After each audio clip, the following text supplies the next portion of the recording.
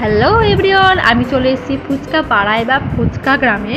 আর এখানে বিভিন্ন ধরনের আইটেমের ফুচকা পাওয়া যায়। জল ফুচকা, চিংড়ি ফুচকা, দই ফুচকা, মটর ফুচকা, চিকেন, মানে সব ধরনের আইটেমের ফুচকা পাওয়া যায়। আর এখানে দেখি মোটামুটি সব জায়গায় ভিড় ছিল, কিন্তু এই কাকিমাটার কাছে একদম ফাঁকা ছিল। ইনার কাছে কেউ যাচ্ছিল না খেতে। তো আমি ভাবলাম চলো আমি ওখানে গিয়ে খাই। তো কাকিমাটাও খুব ভালো ছিল, আমার সঙ্গে গল্প করছিল। আর এখানকার ফুচকা ও মাই গড, মানে অসাধারণ অসাধারণ টেস্ট, তোমরা না খেয়ে বুঝতে পারবে না।